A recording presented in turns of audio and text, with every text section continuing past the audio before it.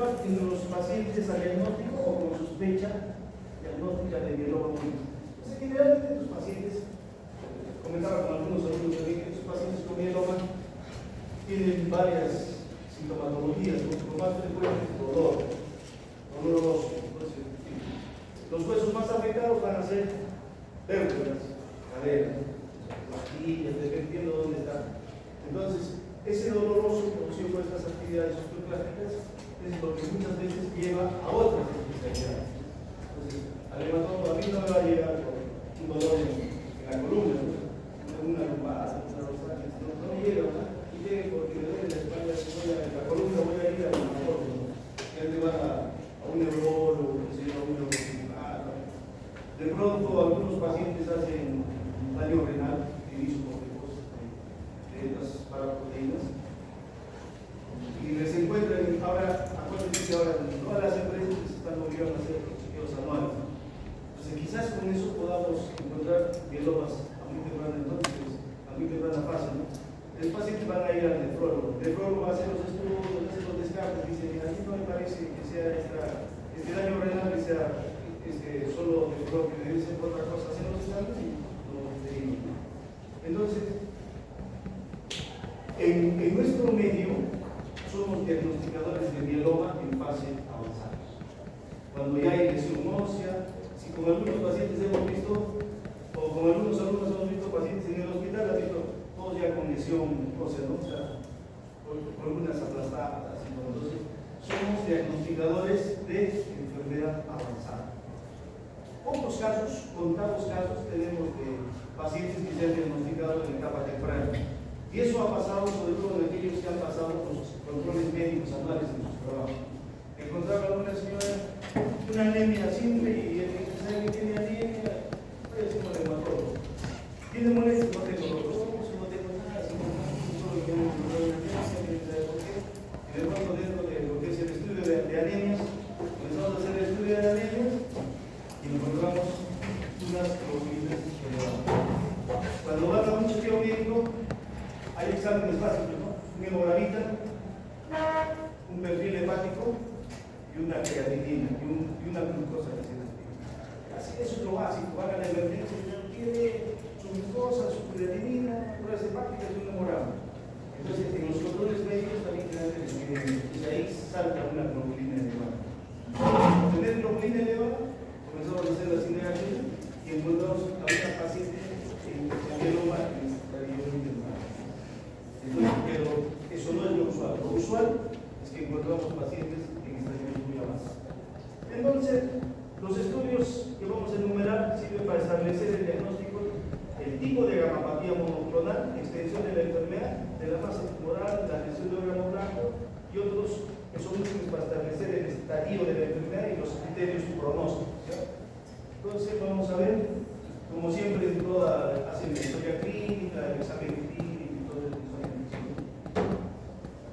Lo que les mencionaba, ¿no? Un hemogramita completo. En este caso, esto ya no es el control médico, ya encontramos una sospecha en el paciente, ya sea por dolor, síntomas de anemia, por ejemplo, pacientes que tienen mieloma. ¿Qué síntomas tienen? Todos los síntomas de anemia, cansancio,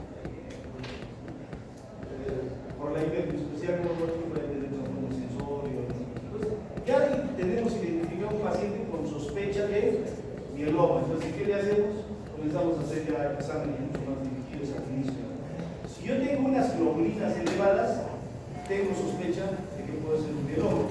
Pero la globulina elevada por sí sola no me dice que es mieloma, solo me está avisando que hay un incremento de las globulinas. Y las globulinas es la sumatoria de todas las inmunoglobulinas, la A, la E. Entonces, ¿qué tengo que hacer? En primer lugar, a veces en el hepatograma o en el perfil hepático, ya tengo la detección de eso y comienzo a desglosar. Puedo pedir inmunoglobulinas, pido la G, la A, de pronto me salen dos elevadas, entonces ya no es monoclonal, es policlonal. Entonces, deja de ser mieloma y se acaba mi estudio para mí, ¿no? Salvo ir a alguna otra cosa especial. Pero si de pronto en las inmunoglobulinas que se solicitan me salen IgG elevados, así como monoclonal, entonces mi sospecha sigue siendo mieloma y lo consigo bien ese examen. Vamos a ver entonces, hacemos la velocidad de sedimentación. suele estar alta en esos pacientes, la hemostasia para ver los tipos de coagulación, estudios de médula ósea, función, biopsia, citología, inmunohistoquímica, esto lo pedimos para determinar, sobre todo que las plasmáticas son 78 y CD138. El inmunofenotipo que mencionaba acá, ¿no? Para hacer 78 por los marcadores. Citogenéticos, FISH, para hacer estudios moleculares, que no los tenemos en Perú, pero se debe hacer sobre todo detecciones del 17 y alteraciones del cromosoma 14. Entonces, en el área bioquímica, urea, creatinina, porque queremos ver si ese mieloma ha causado daño renal, ha causado daño renal, etc. El azúcar, de electrolitos, el hepatograma, que les decía es importante.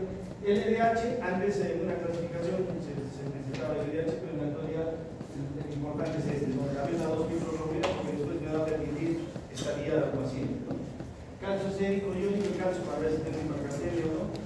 La depuración de creatinina, orina completa y proteína de orina 24 horas, ¿no? Hace años se trabajaba con proteína, el proteína de 24 horas para detectar proteína de 20 horas, ¿no? Que es la cadena de. Entonces, así era, de buscar proteína de 20 horas, estoy hablando que 25 años atrás, no sé, 20 años atrás. Nosotros no teníamos lo que eran cadenas ligeras que recién aparecieron por el. Otros estudios un poquito más, digamos, yéndose a la mieloma, el proteinado electroforético.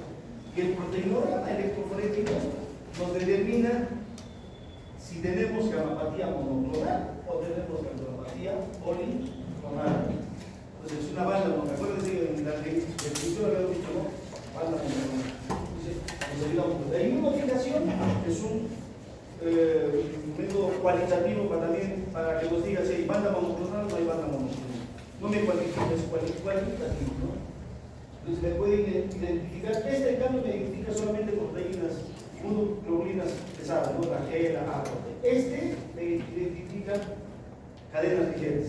Ya se me puede decir banda monoclonal IgG kappa o banda monoclonal IgG lambda, o IgA kappa, IgA lambda, o lambda. Este es el dosaje que les decía de las inmunoglobulinas A, G, L, C, proteínas de orina, también puedo hacer. De pronto un paciente dice, no, estoy diccionando insulinas, son espumosas, hace punto, además de estar botando bastante proteína y encontramos algunas alteraciones. Entonces, podemos hacer también el proteinado electroforético sérico de suero, podemos hacerlo también en orina. La inmunofijación en suero también la podemos hacer en orina. ¿Ya? Hay que evaluar cadenas ligeras, libres, ¿no? Kappa y lambda. Lo podemos hacer igual en suero y lo podemos hacer también en orina, ¿no? Hay casos muy especiales, como vamos a ver, diferentes tipos de neoplasia de células plasmáticas. Entonces, fíjense, en este dibujo, esta es la banda monoclonal normal, que corresponde a la pública, y esta es una banda monoclonal atípica, porque esto debería de ser así. De pronto acá tenemos una banda monoclonal. Entonces, eso nos significa, este es un proteinograma electroforético y esta es una inmunofijación en bandas. Entonces, acá por ejemplo, ¿no? Nos identifica la A, la L, ¿no? Y la G. Entonces, acá tenemos una banda en A, con una banda en kappa, ¿no? Entonces, este es un mieloma IgA kappa. Normalmente no debemos de banda. Entonces tenemos una banda monoclonal en A y en kappa. Puede ser en A, en lambda, puede ser en G, kappa, G, lambda, entonces puede haber todas las combinaciones. ¿Qué otros exámenes vemos? Y habíamos dicho en la definición, ¿no? Que debe haber lesión de órgano blanco y la lesión de órgano blanco la habíamos repetido. Alteración del calcio, hipercalcemia, producción de anemia, alteración de la creatinina, aumento de la creatinina y lesiones críticas. Entonces, comienzo a hacer lo que son estudios de imágenes, ¿cierto? Radiografías. Antes de esta época, se trabajaba con lo que era el survey óseo. Entonces, a todos les pedíamos una radiografía de cráneo, radiografía de hueso cráneo, radiografía de pene, de costillas, de columna, entonces para identificar células, lesiones líquidas, ¿no? Se puede seguir pidiendo, en algunos casos se sigue pidiendo, pero ya de pronto hemos comenzado a estar solicitando resonancia magnética nuclear. Pero ojo, uno dice, ya hago resonancia magnética, van en todo Arequipa y nadie hace una resonancia magnética de cuerpo entero. Quiero pedir una tomografía de cuerpo entero y de pronto les pido en el hospital una tomografía de cuerpo entero, de eso, vas a pedir una tomografía de la radiación. Entonces, no lo quieren hacer, ¿no? Estos son tomografías de baja intensidad, ¿no? Están descritas. Lo que sí nos hacen para mieloma y nos hacen en Lima es el PET-CT, el PET-scan. Es también una tomografía con emisión de positrones. Entonces, esas sí nos las hacen de cuerpo entero, ¿no? Es evaluación oncológica para enfermedad mínima residual, como nos hacen al final. Muy raros casos los pueden asentar al inicio, porque a veces al inicio ya tenemos enfermedad evidente y lo que hacemos al final es para ver cómo quedó. Entonces se puede pedir una tomografía, la densitometría ósea, como que ya se ha ido casi usando. Los pacientes con mieloma no tienen osteoporosis, tienen osteopenia. Entonces a veces tiene osteopenia y algunos colegas que no se les decía pueden estar con los descansos, toma calcio, a veces tienen interacciones. Entonces la velocidad sería una viscosidad sérica de un uso por el mismo. Estas son las lesiones, fíjense, acá vean, estas lesiones que parecen como un perforado son las lesiones líquidas, ¿no? Este es un caso de un mieloma avanzado. Fíjense acá, mira, casi prácticamente ha destruido todo el hueso, ¿no? Estos pacientes a veces se fracturan, entonces vienen las fracturas patológicas. Una parte de los pacientes diagnosticados con mieloma ha sido por fracturas patológicas, para que se den cuenta que los diagnósticos están muy tardíos. Y como a veces no se produce monedas y el paciente dice, no, ¿qué se mató tal? Ahora toma mi pastilla para el dolor y no tiene cartón y hasta que eso. Hace años, pensaba en el 2001, creo que fue 2001, en el hospital de Bustamante, había una paciente con sospecha que entró por anemia, por esas cosas, entró en medicina, los exámenes, los estudios, y tenía sospecha de mieloma. Tenía sospecha de mieloma, pasamos y le hicimos médula ósea. Tocamos médula ósea en el esternón y el esternón era algo así, uno ingresa con una aguja para hacer el aspirado de médula. Puedes hacer el aspirado de médula en el esternón, puedes hacer en el clínica por lo superior. Entonces, cuando uno entra a hueso, es como entrar a una madera, ¿no? Entras y la otra está firme, ¿no?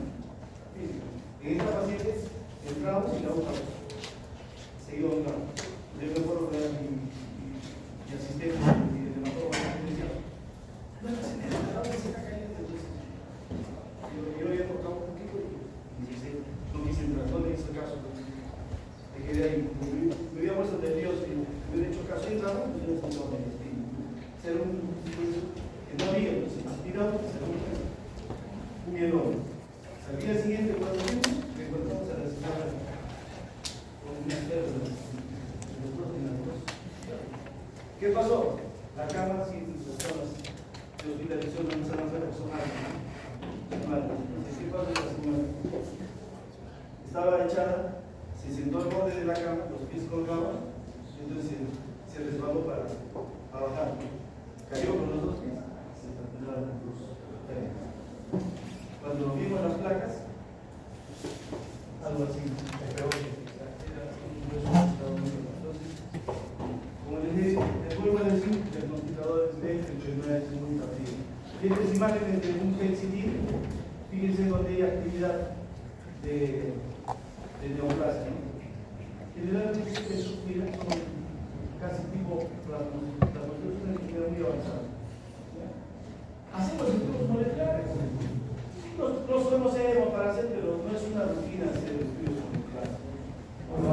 Ahora ya están haciendo, hay gente que lo puede paga y se hace los estudios moleculares. Hay un panel, fíjense la cantidad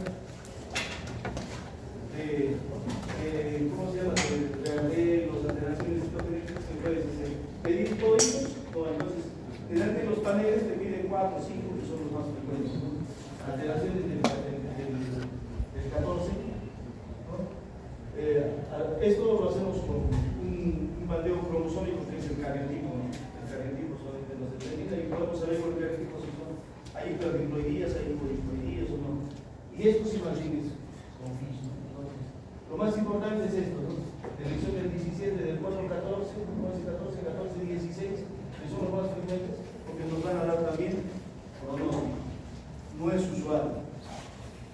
Si yo les digo el 100% de pacientes con mieloma en el seguro, uno que otro tendrá un estudio que se pagó. Son de alto costo, el resto no puedes seguir problemático en decirles hay que hacer el examen y esto usted lo tiene que pagar, entonces no es eso. Tal vez en el Ministerio de Salud podría solicitar. Entonces, como ven, nos dan algunas características pronósticas. Los que tienen exceso de cromosomas tienen pronóstico favorable y los que tienen disminución son enfermedades agresivas. Entonces, esto no me cambia el diagnóstico del mieloma. El diagnóstico del mieloma ya lo hicimos ya, pues IgG, kappa, IgG, lambda, etc. Esto me determina pronóstico. Puedo saber cuál es tan malo su pronóstico, ¿no? Generalmente, estas alteraciones del 14 son los que se asocian a enfermedades agresivas, ¿no? Hiperdiploidías hiperdiploidías y alteraciones del cromosoma 14 denota enfermedad agresiva. Este es el FISH, ¿no? Cómo van determinando las alteraciones, cómo verifican. En algún momento ya hablamos en Perú, pero mientras se pueden mandar a la televisión. Y aquí les presento a las células plasmáticas. Estas son las células que nos ocasionan mieloma. Entonces, si se fijan, es una célula grande con un núcleo excéntrico, como huevos fritos. Pues el núcleo excéntrico. Esa es la característica de la célula plasmática. Cuando tienen el núcleo central, a veces tienen la cromatina un poquito más laxa, más inmadura, podemos estar hablando de plasmablastos. Dice plasmablastos, solo lo vamos a encontrar en la leucemia de células plasmáticas. Este es un estudio de Menloya y fíjense los nidos de células plasmáticas en abundante cantidad. Algunas pueden ser como estas y nucleares.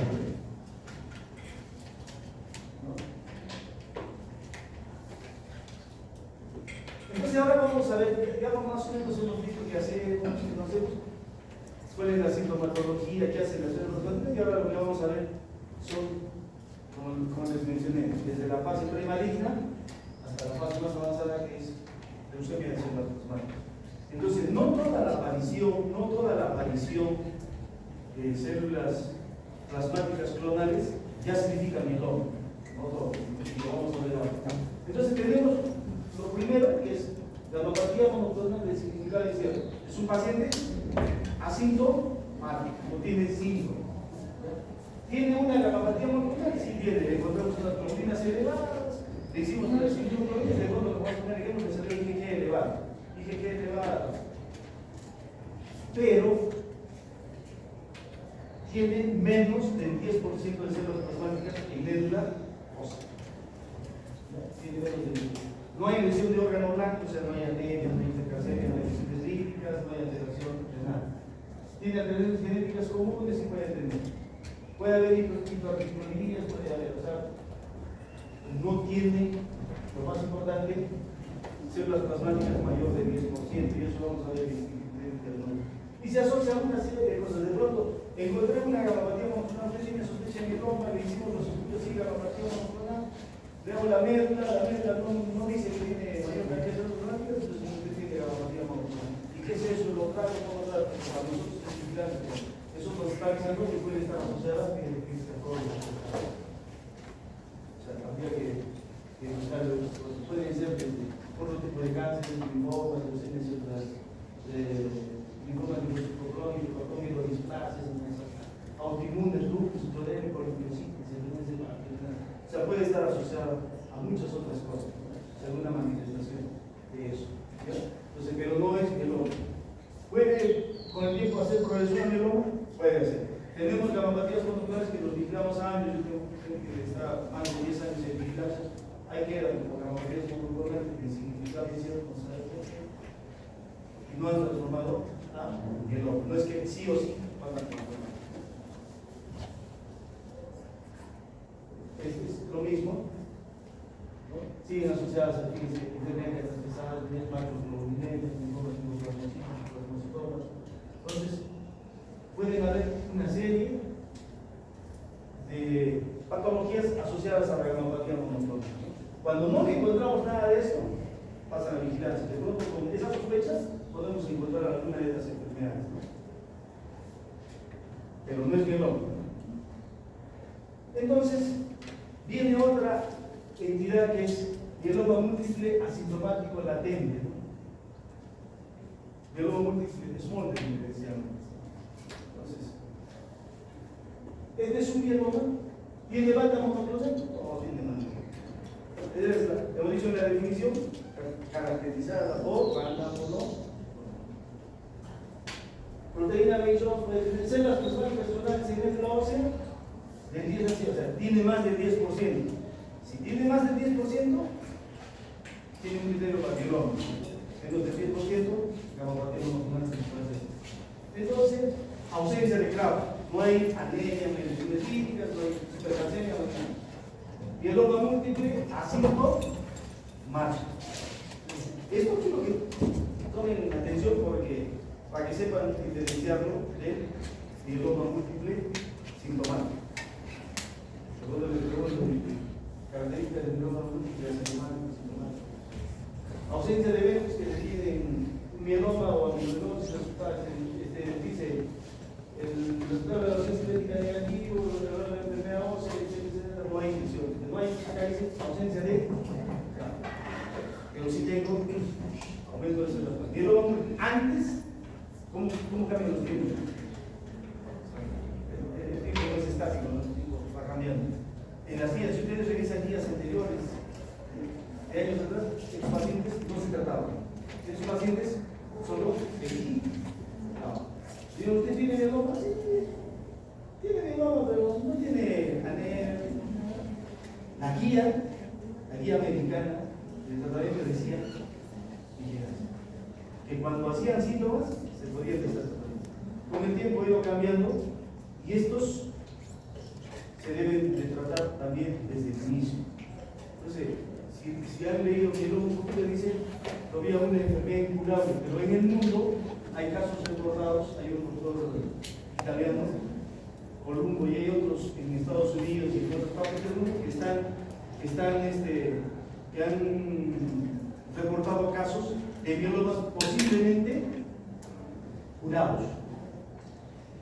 Entonces alguien agarró y se dio la molestia de esos pacientes que posiblemente curados. ¿Por qué posiblemente curados? Tenían una vigilancia de 10 años y no regresaban del enfermedad. Que más tarde les voy a contar cómo es la historia natural del mieloma. Y no regresaban, y como no regresan, también se curó y están a más de 20 años de seguimiento y no regresan mieloma. Entonces, todavía están postulando que el mieloma que antes se notaba que era incurable, ahora tal vez se pueda curar con las nuevas terapias y todo. Pero alguien dice, vamos a ver qué características tenían estos pacientes. Comienzan a averiguar y las características eran mielomas múltiples, estadios iniciales, algunos asintomáticos, que hayan sido quimiosensibles, que significa quimiosensibles, que la vida sensible ha sido radioterapia, y han sido sometidos a trasplante de progenitores hematopoyéticos autónomos. Esas características. Entonces, ahora dice, debemos de identificar mieloma, tratarlos tempranamente, someterlos a trasplante y vigilar. Entonces podemos tal vez curarlo. Podemos curar tal vez. Podemos tal vez curar mieloma, ¿no? Entonces también. Pero todavía en literatura dice sigue siendo una enfermedad incurable. Y después tenemos lo que se llama mieloma múltiple sintomático. Mieloma múltiple sintomático. Que es lo mismo que la sintomática. con la diferencia de que estos sí tienen CRAF positivo. No necesariamente tienen que tener todo. Para el diagnóstico de mieloma, infiltración de células plasmáticas en médula ósea más del 10%, o, dice, o biopsia por plasmo de un plasmocitoma, ¿no? O sea, más uno o más de los signos clave, no es que los cuatro. Si yo tengo, digamos, células plasmáticas 15% y tengo anemia, ya llego a mi diagnóstico de mieloma. Entonces, esa es la diferencia entre mieloma. Entonces, hemos visto cardiopatía monoclonal es cierto, que tiene células anormales, que tiene menos del 10% de células plasmáticas, no tiene alteración CRAF. El biólogo múltiple sintomático sí tiene células plasmáticas más del 10%, no tiene CRAF.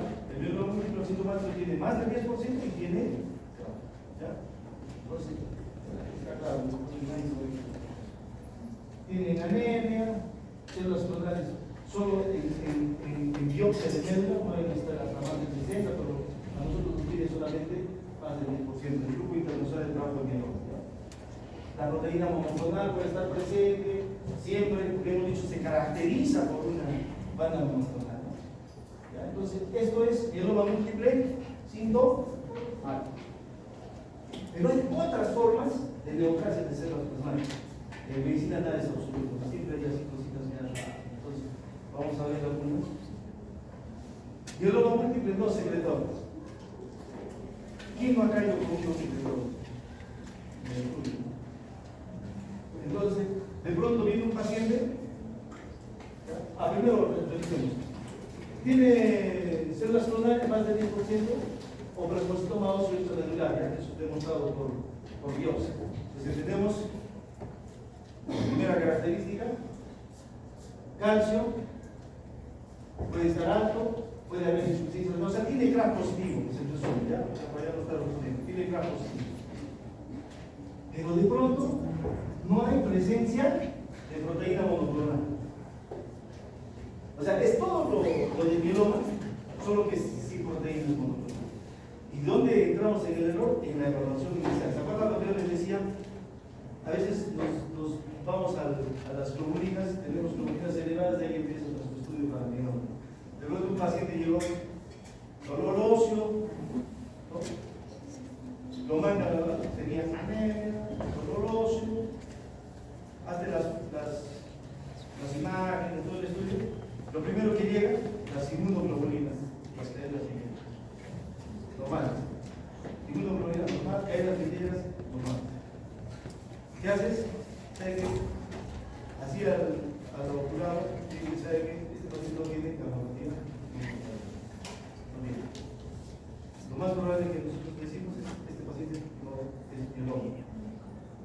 Porque más tarde llegan las imágenes y encuentran lesiones. Encuentran lesiones líticas, tiene anemia, tiene un poco de daño renal, pero no tiene anemia. Entonces, ya, pasamos a la siguiente etapa, que es estudios de médula ósea, para demostrar si hay o no hay ese tipo de células. Hacemos el estudio y sí encontramos. Entonces, sin presencia. ¿Sabes? Alguien que pueda hacer la primera evaluación, como médico, no es mieloma y lo podemos ayudar. Hay muchas otras patologías que causan lesiones líticas, ¿no es cierto? ¿Alguien se acuerda de una? Hiperparatiroidismo, ¿no es cierto?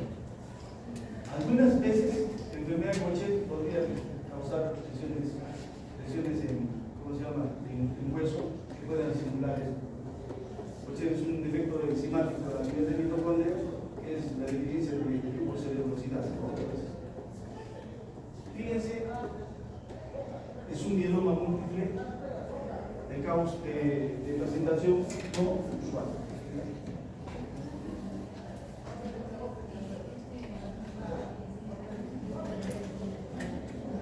No. Tiene células. Lo que no tiene es presencia de proteína monoclonal. O sea, estas células clonales no producen lo que normalmente deberían producir, las inmunoglobulinas, ¿no? ¿Ya? Después tenemos lo que se llama plasmocitomas óseos solitarios. Eso había un poco de confusión. El plasmocitoma óseo solitario tiene un tumor. Su nombre dice no óseo, tiene que estar en hueso. Si le pongo mi número, tengo acá un tumor, dependiendo de hueso. Hacen los estudios, todo, sí, es un tumor de hueso. hacen biopsia y encuentran células plasmáticas en esta sinopsis. Hago el estudio de extensión, hago estudios para ver si tiene banda monoclonal y todo es negativo. Mañana solamente es un tumor de células plasmáticas, plasmocitoma óseo solitario. Entonces, biopsia negra se sigue evidencia de células plasmáticas, la otra ausente, no tiene gamografía monoclonal. Estos pacientes podrían tener la chance de curación, y tienen, no podrían, sino tienen la chance de curación con radioterapia. Su tratamiento es radioterapia localizada y tal vez ahí queda. Hay que vigilarlos porque pueden evolucionar también a mieloma. Entonces siempre encontramos un plasmocitoma óseo. En la definición decía plasmocitoma por biopsia o infiltración de médula ósea más del 10%. Si yo tuviera un plasmocitoma, encontré un plasmocitoma, y le hago estudios de médula ósea y encuentro pues, en médula ósea también algunas células plasmáticas, tengo banda monoclonal, tengo anemia, todo, tengo criterios para decir que mieloma. Es plasmocitoma por biopsia o médula ósea infiltrada por células. Cualquiera de los dos, más un CRA y el uso de mieloma. Si no tiene nada, se queda como. También tenemos plasmocitomas extraóseos o extramedulares.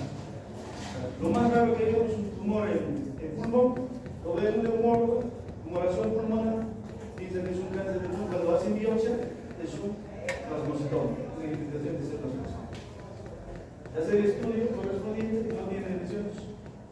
Plasmocitoma extramedular.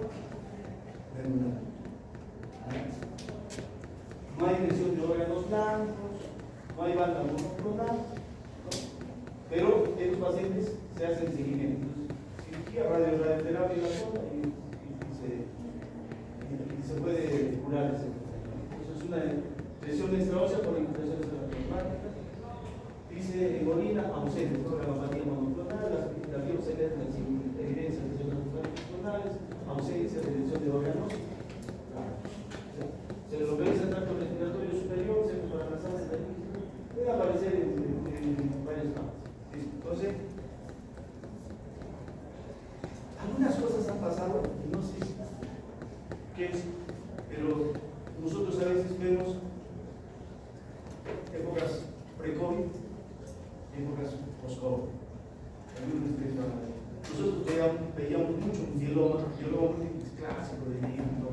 De pronto ahora estamos viendo mielomas múltiples con bastante plasmocitoma, inusual, o sea, algo que durante años no vemos, la literatura menciona, ¿no? Pero no es usual. De pronto ahora 1, 2, 3, 4, 5 mielomas con plasmocitoma. Entonces, con tumores, y aquí por ejemplo, sistema nervioso. Tengo una paciente que ahora está recibiendo tratamiento, ¿no?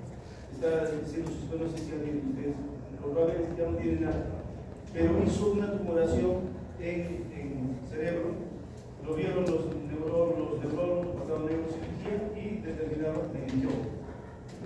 Es un meningioma, un tumor benigno del sistema nervioso.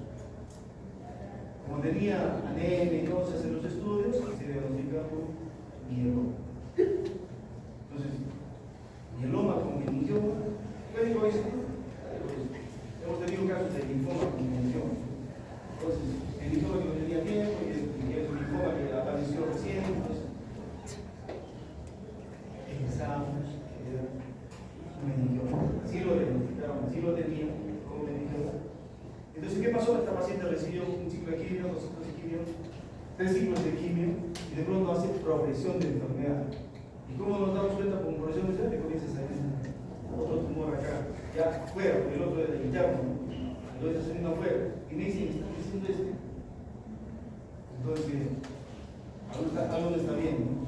A 3 ciclos hizo progresión, hacemos tomografías y se encuentran múltiples imágenes, algunas ya no se comportan como meningiomas porque han destrozado la capa de la bóveda craneal, ¿no es cierto? Ha perforado y lesión para afuera y lesión para adentro. En 2 ciclos.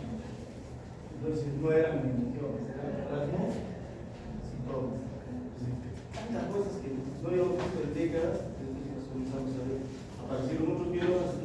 No sé, si Si algunos docentes han ido de otra especialidad, cuando los de ahora están haciendo crisis, van a comenzar a rotar por todas las especialidades, pregunten si hay enfermedades, si el comportamiento de las enfermedades ha cambiado en épocas pre-COVID y post-COVID. Al menos en algunas patologías hematológicas se está observando comportamientos anormales, más agresivos. Según que digamos, un idioma que sea tan agresivo así, lo hemos visto un montón de veces, pero no podemos científicamente demostrarlo, pero es posible que haya esos cambios. ¿Ya? Entonces, plasmocitomas extraóseos o extracelulares. Y por último, en neoplasias de células plasmáticas, por último tenemos leucemia de células plasmáticas. Es lo más agresivo en neoplasias de células plasmáticas. Es una rara y excesiva forma de experimentación, ¿no? Puede ser primaria y algunos debutan ya con leucemia de células plasmáticas. Se comporta como una leucemia aguda, que al final son leucemia de células plasmáticas, o pueden ser secundarias, que es una evolución de un mieloma múltiple que ha seguido su curso y ha evolucionado hacia una leucemia. Se caracteriza por el aumento de células plasmáticas en sangre periférica. ¿Qué les he dicho al inicio? Que las células plasmáticas no van a sangre periférica. Si lo encontramos en sangre periférica, no van a estar. Entonces, esta es la cantidad mayor de 2000 por mililitro o 20% del recuento leucocitario. ¿Se acordaban de su fórmula de leucocitos?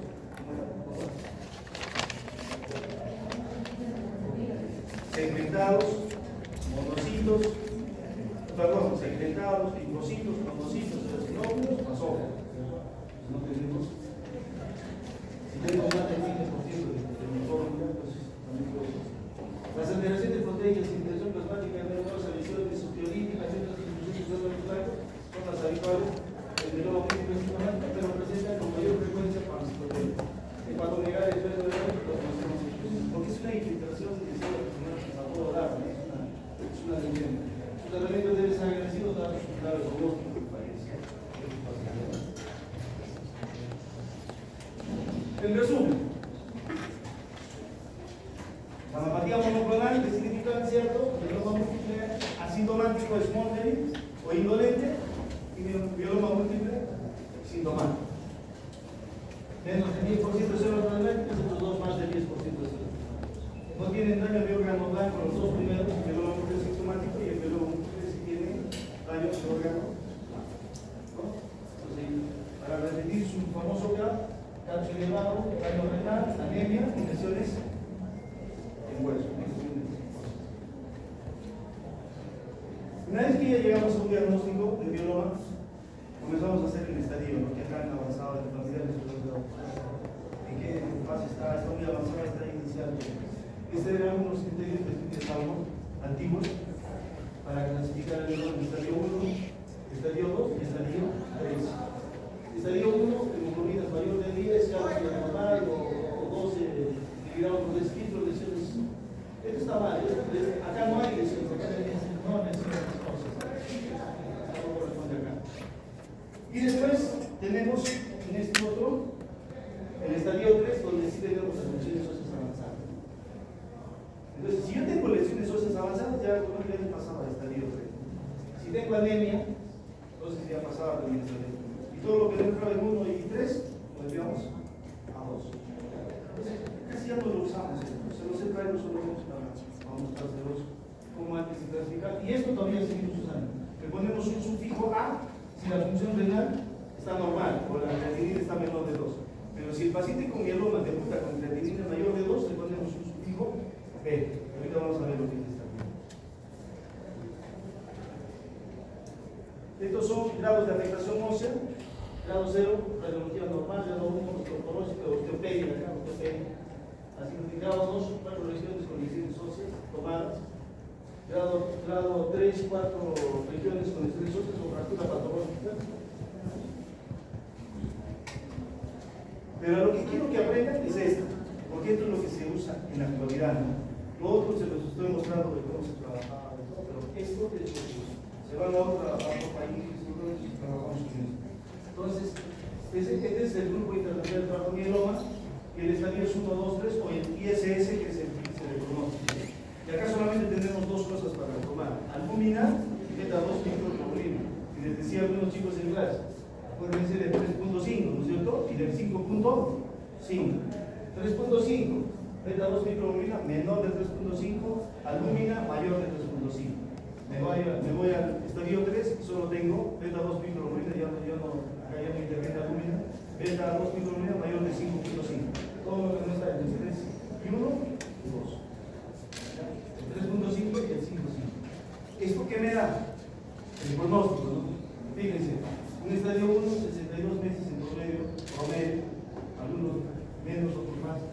Estadio 2, 44 meses, estadio 3, 29 meses. Estamos hablando un año y medio, o sea, la otra, el otro se decían 2 años. 2 años de promedio de vida, entonces, es bien complicado. Y si les cuento lo que pasaba antes, más de una década atrás, no teníamos pacientes con mieloma y en el mundo no tenían pacientes con mieloma de muy larga edad, o sea que vivían mucho tiempo. Entre el 5.º año y el 7.º año los pacientes se nos ponían mal, así correcta. Ya lo tenemos, el señor Juan está, ya está 5 años y se ponían mal. Alguien que teníamos así, ya pasaba. Con el aprendimiento de nuevos tratamientos comenzaron a subir, a sobrevivir libres de enfermedad, sobrevivir global. Es más, no es mucho, será unos, antes de la pandemia, unos 3 años más, o sea, estamos hablando de unos 7, 8 años. La señora que más tiempo con mieloma era una señora que tenía 12 años, era un loco, 12 años, ¿cómo se llama? Miramos, sus hijos que vivían en Estados Unidos, se la llevaron a Estados Unidos. Entonces alguien dijo, sí, lo vamos a hacer en Estados Unidos. Entonces, lo hicieron de él, y tienen mieloma bueno, 12 años. Entonces, de pronto hay una llamada en Estados Unidos que es el hijo. Entonces, me llamó y me dijo, doctor, ¿quién existe la tratando de tu y decía, algo pasó, se me pasó mal, se le pasó. Estamos acá y el médico de aquí está preguntando qué cosa ha recibido del tratamiento. Porque igual también se olvidaba que tenía 12 años. Nosotros somos 8, casi a 10 años atrás. Entonces no vivían mucho, excepto esos que les dije que se les tocaban más. Entonces ese era el promedio. El promedio. Es idiosincrático, es la respuesta de cada persona. Y esto también nos ayuda en lo que es estadificación, o sea, nos gustaría usar este riesgo, pero no lo hacemos, pero en otros países sí lo usan. Entonces, riesgo alto, riesgo intermedio, riesgo estándar, y el riesgo alto hemos dicho detección de 17 y alteraciones del cromosoma 14. En leucemia también 14 más, 14. Todos los demás, del 11, del 6, televisión del 3, del intermedio. Estos riesgos también dan un pronóstico parecido al del ISS. Vamos a terminar así, breve, porque estamos diciendo el tiempo. Dice, criterios claves para la individualización del tratamiento. Cuando ya identificamos un paciente con mieloma, generalmente nosotros hacemos 2 cosas, y en el mundo se hace en el mundo se hace 2 cosas. Se clasifica el paciente candidato a trasplante de médula ósea, no candidato a trasplante.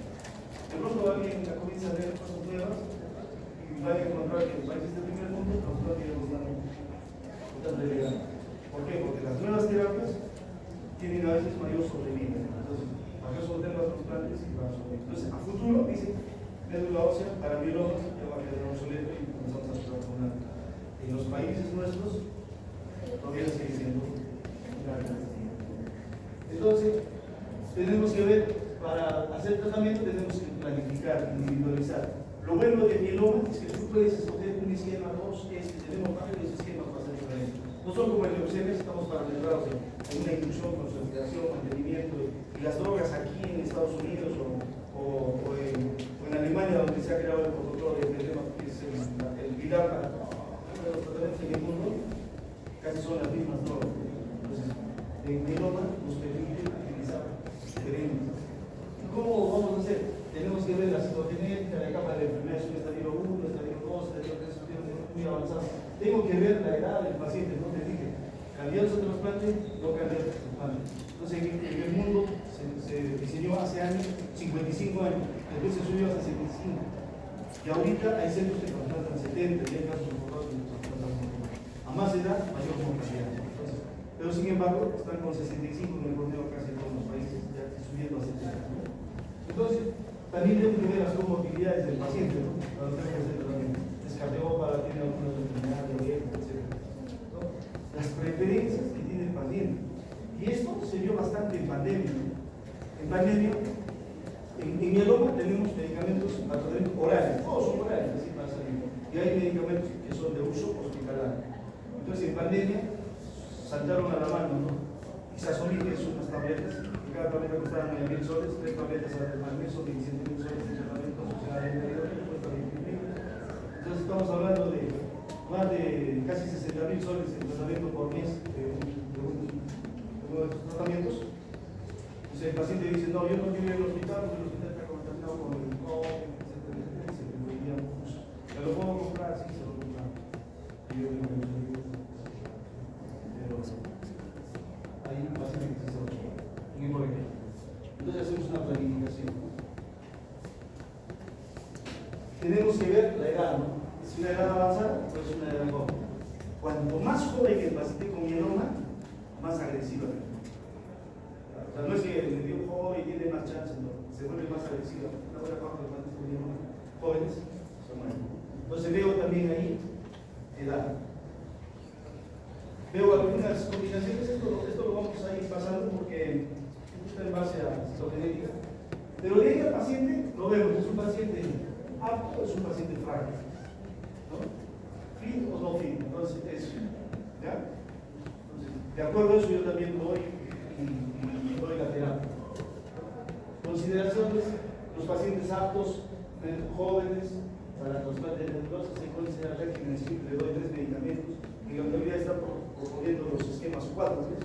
De 4 medicamentos. Si yo le doy un esquema 4 a un paciente viejito, lo voy a tratar con la quimioterapia. Entonces es importante minimizar el riesgo de mortalidad en los pacientes frágiles. ¿No? O sea, ese paciente frágil está bien avanzado. ¿Tengo intención de curación? No, no es cierto. Entonces, hay que minimizar el riesgo de mortalidad, disminuir el riesgo de hospitalizaciones y posibilidad de pedir servicios. Entonces, fíjense cómo me permite ver algunos pacientes con comorbilidades. Muchos tienen otras enfermedades malignas adicionales, daño renal, diabetes, hipertensión. Todo esto es importante, ¿por qué? Porque uno de los pilares de tratamiento de mieloma es los corticoides. Tenemos pacientes con diabetes, a veces hay hipertensos que no toleran, hay medicina que necesita hidratación, ¿no? Bastante hidratación, isoterina, entonces, un poquito complicado. Fíjense, en pacientes diabéticos se usa el corticoide para alterar los niveles de glucosa, en pacientes con riesgos de ansiedad, depresión o otras dos tres, uso de corticoides podría tener efectos negativos. Acuérdense que los corticoides te alteran, ¿no? Si un paciente que tiene trastornos de depresión, ansiedad, todo por vida. Paciente cardíaco, se le recomienda prevención de cáncer cardíaco antes de un todo pero no hacemos cardiosomía porque tiene afección cardíaca. Y hay otros medicantes en leucemia, en linfoma, por ejemplo, los atraciclínicos, los toxicinas, los monomicinas son cardiotóxicos. Entonces, si ponen acá también tenemos que chequear eso. Corticoides, precaución, los inhibidores tienen tromboprofilaxis, pues la lidomida, la emergencia o manitomida, todos esos pueden producir coágulos. Pacientes que ya tienen neuropatías, ortesomida, lidomida, la lidomida y esos, con malidomida, tienen efectos neurológicos secundarios. Podemos empeorar, ¿no? O sea, hacemos neuropatía periférica. Algunas veces tenemos daño renal, entonces con daño renal hay que modificar dosis. Hay drogas que no necesitan modificación, cortesomib, por ejemplo, es un buen medicamento para empezar en pacientes renales. Enfermedad ósea se recomienda el uso prolongado de bifosfonatos y terapia basada en cortisol. El bifosfonato que más usamos es ácido solénico, nosotros. Y esto, la realidad, esto es historia natural del mieloma. Entonces, puedo ir, como hemos visto, desde una gamopatía monoclonal de significado incierto, o un mieloma smoldering que va al inicio, a un mieloma activo, sintomático. Damos tratamiento, el objetivo del tratamiento que es bajar las paraproteínas, lograr controlar las células plasmáticas, todo. Llevo a hacer una revisión completa. Hay 3 respuestas en un paciente con paciente mieloma, ¿no? O hago una respuesta completa. Si hago una respuesta completa, ¿qué hago? Si es joven, lo mando a trasplante, yo te lo había dicho, ¿no? En nuestro médico. Si es mayor, no podría trasplante, entonces acá hay una fase de meseta. En esta fase de meseta, yo puedo usar una imagen como un mantenimiento, un mantenimiento en el paciente. Hay un mantenimiento. En algún momento, mieloma regresa. Mieloma es igual. Entonces, hace recaída, damos tratamiento, otra vez lo hace recaída hasta que el paciente ya no me responde a tratar bien. Entonces, a veces damos una quimio, damos un esquema, cada vez que damos un esquema de quimio. Cuando ya no nos responde el paciente, ya pues comenzamos a hablar con él. La otra respuesta es lo mejor que puede pasar. La otra es que estamos acá con un pico monoclonal, le doy tratamiento y me hacen intervenciones parciales. Clínicamente mejora el paciente, mejora, gracias. Los exámenes de laboratorio siguen teniendo paraproteínas. Está estable, trabaja en el mundo. Estos pacientes están continuamente en tratamiento. En muy raros casos, pico monoclonal, da tratamiento, no responde al tratamiento, entonces, lo